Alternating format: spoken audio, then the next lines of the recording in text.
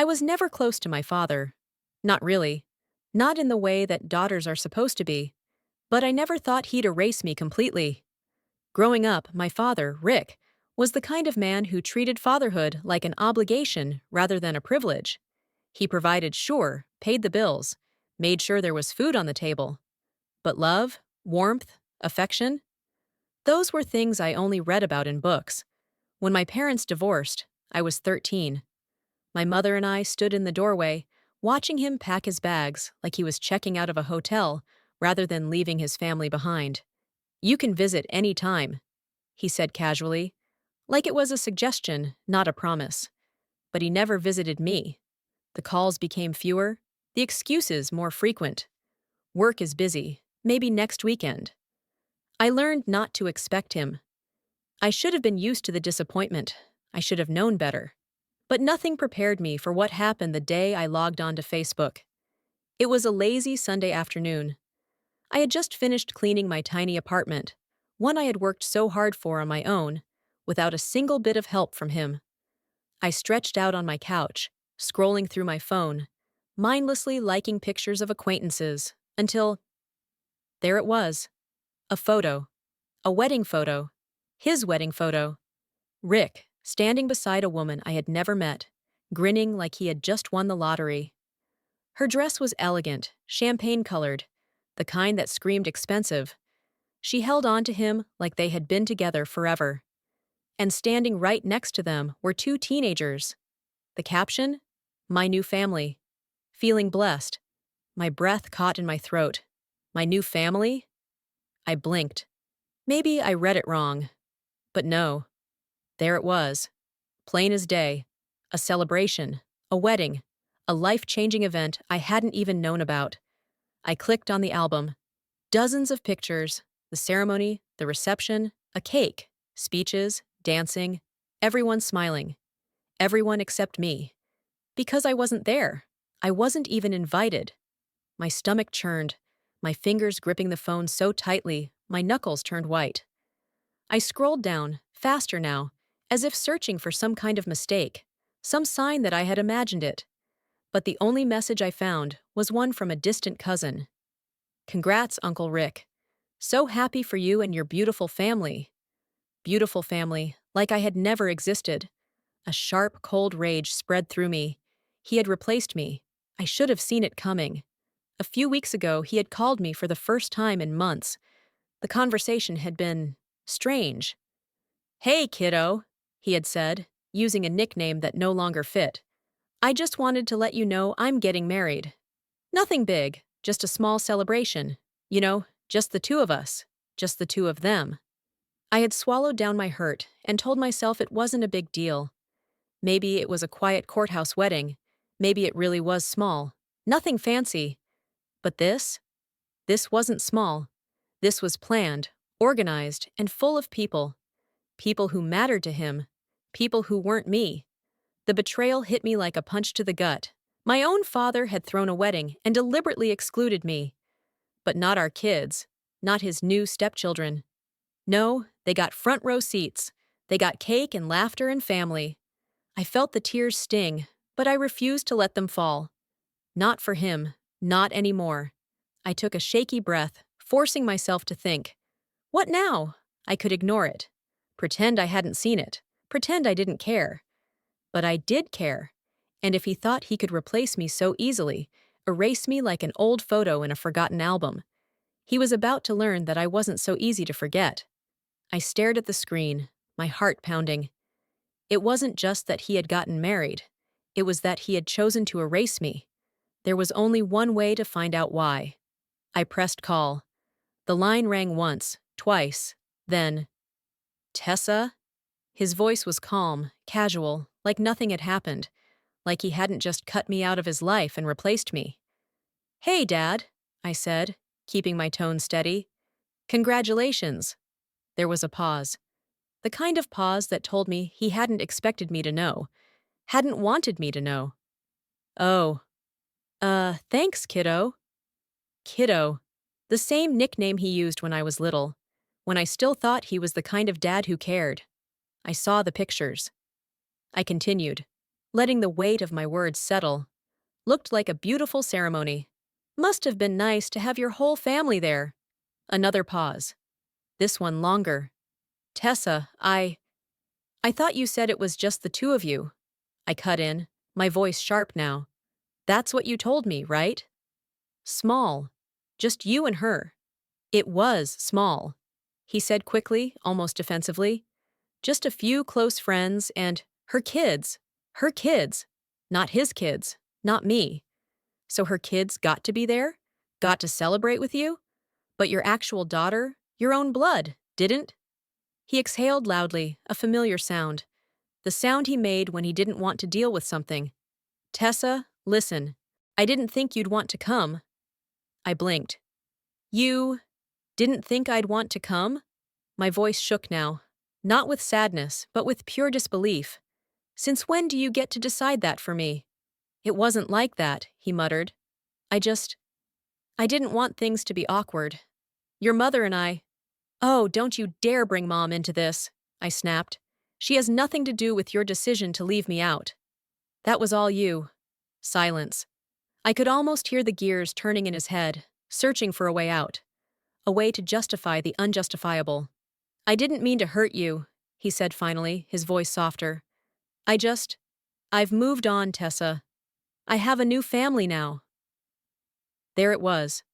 The words that confirmed everything I already knew. I was no longer a part of his life. Right, I said, my throat tight. So when you said my new family on Facebook, you meant it literally. I'm not in the picture anymore, am I? That's not what I... No, I get it, Dad. My voice was cold now, emotionless. You replaced me, and that's fine.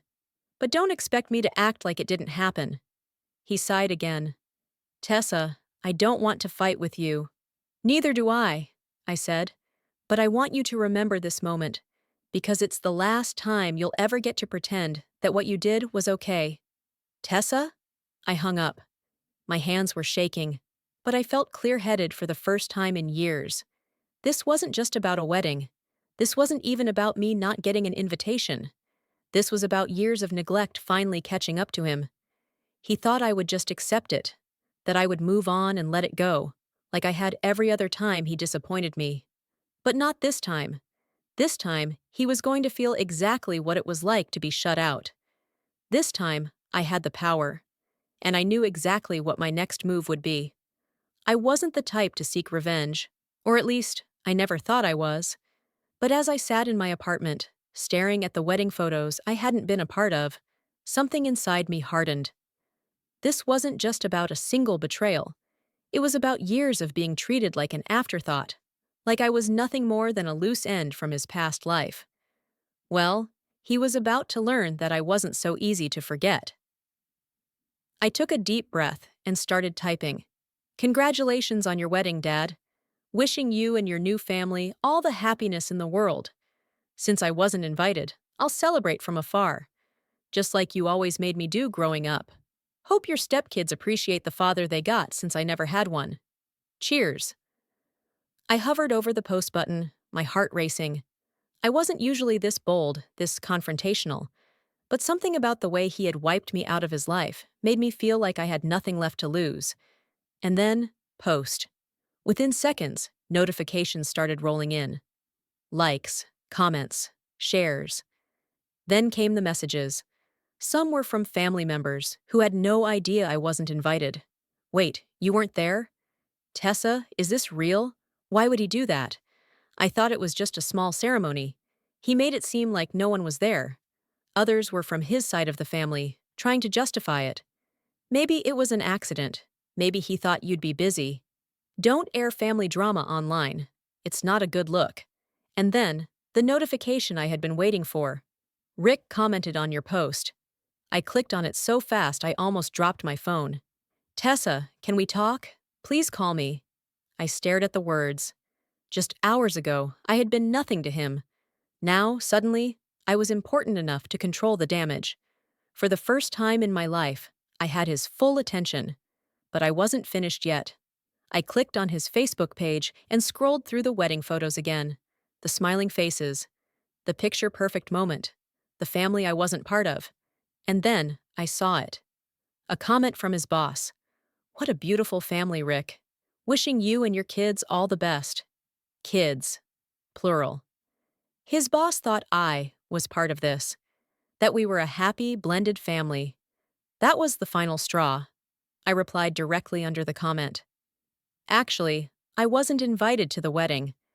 Rick decided his stepkids were more important than his actual daughter. Just thought you should know. A public reply. A message that couldn't be ignored. I could almost hear my father's reaction, the tension in his jaw, the way he'd rub his temples trying to figure out how to contain the mess he'd made. But this time, there was no hiding it. Minutes later, my phone rang. Dad. I let it ring. Once, twice, 3 times. Then voicemail. A text popped up immediately after. "Tessa, please call me. We need to talk." For once, he was the one chasing me, and I wasn't ready to make it easy. I put my phone down, feeling something I hadn't felt in a long time. Power. My dad had spent years pushing me aside, treating me like an obligation he could ignore. Now, he was going to find out exactly what it felt like to be left out. And I wasn't done yet. My phone wouldn't stop buzzing. Texts, calls, voicemails, all from him. For years, I had been the one waiting for him to notice me, to reach out, to make an effort. And now? Now he was the one desperately trying to get a response. I let him stew in it, but I wasn't done yet. Because if my father thought he could bury me in the past, erase me like an old mistake, he was about to find out I was very much still here. And I had one more card to play. It was 2 days later when I finally picked up his call. "Tessa." He sighed in relief, his voice breathless, like he'd been holding it in. "We need to talk." "Do we?" I said flatly. "Because I figured you'd be too busy with your new family to care." He groaned. "Come on, you know that's not fair." Fair. That word nearly made me laugh. Like he had ever been fair to me. "Enlighten me, Dad. What exactly isn't fair? That I wasn't invited to your wedding? That you never even planned to tell me? Or that I found out on Facebook like some distant acquaintance?" He hesitated. I could hear him pacing on the other end. "Look, it wasn't intentional, Tessa. I didn't mean to hurt you." I let out a sharp breath. "Then explain it to me, Dad. Explain why I wasn't good enough to be there." But her kids were front and center. He was quiet for a long time. When he finally spoke, his voice was tired. "Because I didn't want to deal with it." My stomach twisted. He didn't want to deal with it? Deal with what? I asked, my voice dangerously calm. "I knew it would be complicated," he admitted. "I knew there were feelings, history. I thought maybe if I kept it small, kept it separate, I wouldn't have to juggle everything. I wouldn't have to make you and your stepmom feel uncomfortable." Uncomfortable. That word hit me like a slap. "So let me get this straight," I said, my voice shaking with rage. "You didn't invite me because you didn't want things to be awkward? For her? It wasn't just about her, Tessa. Then who was it about? Because it sure as hell wasn't about me." Silence. That was the moment I knew. He hadn't just forgotten me. He had deliberately chosen to exclude me. Because it was easier. Because it was convenient. Because I didn't fit into the picture-perfect life he was building. Wow. I breathed. You know, I expected a bad excuse. But this? This is pathetic. "Tessa, please, no. You listen to me for once." I gripped my phone, my knuckles white. "You have spent years making me feel like I don't matter. Like I was just some reminder of a life you wanted to forget. And you know what? Fine. You wanted me out of the picture? Congratulations, you got your wish. But don't you dare call me now acting like you care. Tessa, that's not what I want." "It's exactly what you want," I snapped. "You just didn't expect people to see you for who you really are?" He exhaled heavily. I could hear the weight in his breath, the frustration. He wasn't used to me standing up for myself. "I don't know how to fix this," he admitted. "You can't." Silence. "Goodbye, Dad." I hung up, and this time I meant it. That night, I got another notification. Rick deleted his wedding photos. I smirked. Too little, too late. Because no matter how much he tried to erase the proof, the damage was already done. For the first time in my life, I felt free. No more waiting for him to call. No more hoping he would finally see me as his daughter. No more pretending that his absence didn't hurt. I had drawn a line in the sand, and I wasn't looking back. But life has a funny way of testing your resolve, because just when I thought I was done with Rick, he came crawling back. It started with an email. I wasn't expecting it. After our last conversation, I assumed he would disappear, bury himself in his new family, and pretend I never existed, just like he had always done. But the subject line made my stomach twist. "We need to talk." I hesitated before opening it. "Tessa, I know you're angry, and you have every right to be, but I don't want to leave things like this. I made a mistake, and I should have handled things differently. Can we meet? Just once? I owe you that much. Dad." I stared at the words, waiting for something to change inside me. Some part of me had always longed to hear those words, to hear him admit that he was wrong, that he should have treated me better. But now that I had them, they meant nothing. I closed the email without responding. I had nothing left to say. The second time he reached out, it was through my mother. I was in the middle of folding laundry when my phone rang. I smiled when I saw her name pop up. "Hey, Mom." "Tessa, honey, I need to talk to you about something." I immediately picked up on the hesitation in her voice. "What's wrong?" She sighed. "Your father called me." I froze. "And?" I said, already bracing myself. "He wants to see you." I closed my eyes, gripping the fabric in my hands. "Mom, no. Tessa, just listen." "Number," I repeated, firmer this time. "You don't get it. He didn't just forget to invite me to his wedding. He chose to leave me out. He's been choosing to leave me out for years." She was quiet for a moment. "I know, sweetheart, and I don't blame you for how you feel." I waited for the but I think he's scared. I let out a bitter laugh. "Scared? Of what? Losing me?" He already did. "Tessa, people don't always realize what they have until it's too late. Maybe he's finally starting to understand that." I could hear the hope in her voice. The same hope I had carried for years. But I wasn't that little girl anymore, waiting by the window for my father to show up. "Mom, I love you, but this isn't your battle. He made his choice, and now he has to live with it." She sighed. "I understand, sweetheart. I don't want you to have regrets." "I won't," I said. And this time, I meant it. A week passed. Then two. I thought I was done with him. And then he showed up at my door. I had just gotten home from work, exhausted from a long day, when I heard the knock. Firm, familiar. My stomach twisted as I looked through the peephole. Rick. I hesitated. I could ignore him, pretend I wasn't home. But something in me, maybe curiosity, maybe a lingering shred of anger made me unlock the door.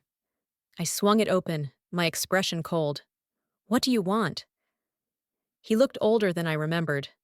Tired, worn down. His once confident posture had shrunk like he had been carrying too much weight for too long. "Tessa," he said, forcing a small, hesitant smile. "Can I come in?" I stared at him for a long moment. Then, finally, Number Rick stood in my doorway, looking smaller than I had ever seen him. The same man who once seemed so unreachable, so distant, now looked like a man who had run out of places to hide. "Tessa, please, just let me explain." I crossed my arms. I wasn't going to make this easy for him. "Explain what?" I asked, my voice steady. "That you didn't want me at your wedding? That you made an entirely new family and left me out of it? That I only mattered once I made you look bad?" He exhaled, rubbing a hand over his face. He wasn't used to this version of me. "I deserve that," he admitted. "I know I do." I raised an eyebrow. "That was new. Then why are you here?" His shoulders dropped like he had finally realized there was no script to get him out of this. "Because I lost you," he said simply. For the first time, something about his voice sounded genuine. "I don't know when it happened," he continued, shaking his head. "Maybe after the divorce. Maybe before that. But somewhere along the way, I convinced myself that you'd be fine without me, that you didn't need me, and I let that belief turn into an excuse. His words should have mattered. Years ago, they would have mattered. But now, I wasn't sure if they changed anything. And the wedding? I asked. Was that just another excuse? He swallowed hard. That was a mistake. A big one. I should have wanted you there, Tessa. I should have fought for you. And I didn't. I know I can't take that back, but I just needed you to know that I regret it. I let his words hang in the air. Regret? That's all it was. Not love. Not a desire to fix things. Just regret. And regret wasn't enough. So what now? I asked, watching him closely. You say your piece, and then what? You want me to forgive you? Pretend none of this ever happened? No, he said quickly. I know I don't deserve that. He hesitated, searching for the right words. I just don't want the last thing between us to be anger. I stared at him, and for the first time, I didn't feel anger. I felt nothing at all, because I had already grieved the loss of my father a long time ago. He was only now realizing what I had known for years. We were done. I'm not angry, I said, my voice calm. Not anymore. Relief flickered across his face, but I wasn't finished. But I'm also not interested in fixing this. His relief shattered. Tessa, come on. No, I interrupted, shaking my head. You don't get to walk away for years, and then decide you want back in when it's convenient for you. That's not how family works. That's not how love works. His lips pressed into a thin line, like he wanted to argue. But what could he say? He had no defense. I hope you're happy with your new family, I said, stepping back inside. But I won't be a part of it. He opened his mouth, maybe to say something, maybe to beg. But I shut the door before he had the chance. And just like that, I let him go. That was the last time I saw my father. At first, he kept trying. More emails, more calls, but I didn't answer. He had already taught me how to live without him, and I was finally ready to move forward. Without him, without his regret, without waiting for a love that was never going to come, because I had spent my whole life chasing a father who never chased me back. I was done running.